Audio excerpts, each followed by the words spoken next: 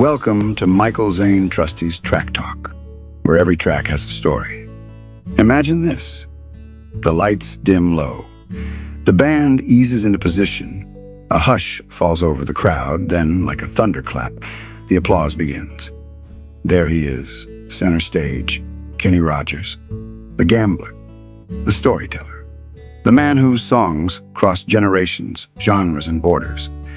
But this time, something feels different. Behind that familiar smile is the weight of a final curtain call. This, tonight, is goodbye. Kenny Rogers had spent over 6 decades in the spotlight. From his early days with the First Edition to his legendary solo career, the man was more than a country artist. He was a cultural icon. With hits like Lucille, Coward of the County, Lady, and The Gambler, Kenny wasn't just singing songs. He was telling stories that felt like they were written just for you.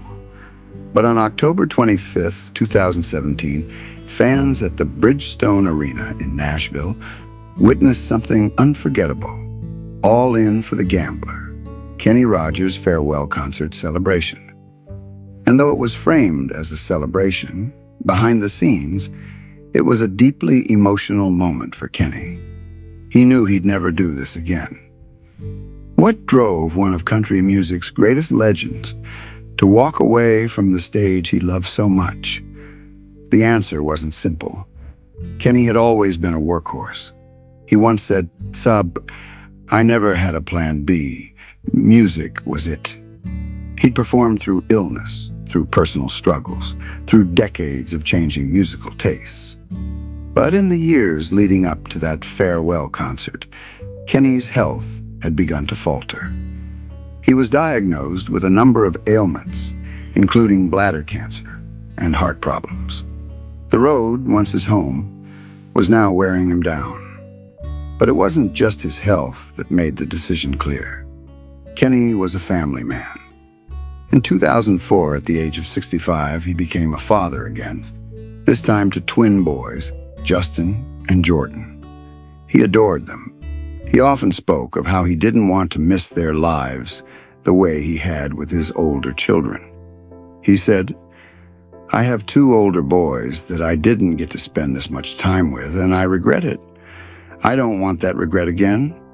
He'd given the world everything he had. Now he wanted to give something back to the people who mattered most. His family. Still, leaving wasn't easy. Kenny had always believed in going out on top. No slow fade into obscurity. No trying to hang on too long. That final concert in 2017 was meant to be a send-off, a way to say thank you to his fans, and a way to close the book on his own terms. And what a night it was. The arena was packed. Stars lined the stage. Dolly Parton, his longtime friend and duet partner, flew in to perform with him one last time. They sang Islands in the Stream, just like old times. When it ended, they embraced, and the tears flowed freely. Dolly looked out at the crowd and said, "Kenny and I have been through so much together, and I will always love you." The moment was magic. You could feel the history in the room. Not just a performance, but the closing chapter of a musical legacy. Backstage, Kenny was overwhelmed. He wasn't just saying goodbye to touring. He was saying goodbye to an identity he had worn for over 60 years. But true to form, he smiled, thanked every crew member and musician, and walked out with grace. After that night, Kenny slipped into the background. No fanfare, no headlines, just a quiet life with his wife Wanda and their sons. He'd occasionally make statements through social media. Always grateful, always humble. He never let bitterness creep in. He was content. And then, on March 20th, 2020, the world lost him. Kenny Rogers passed away peacefully in hospice care, surrounded by his family. Tributes poured in from around the globe. Artists, fans, presidents, even people who had never met him, shared stories about how his music had touched their lives. But perhaps the most powerful tribute came from the silence that followed. Because when a voice like Kenny's goes quiet, the world feels it. He left behind more than songs. He left wisdom. He once said, "You got to know when to hold 'em, know when to fold 'em." But maybe the greatest lesson Kenny Rogers ever gave us was knowing when to walk away. He didn't wait until his voice gave out. He didn't wait for the spotlight to dim. He chose his moment with courage and love. And in doing so, he gave us a final gift, one last look at a man who knew how to end a story with class.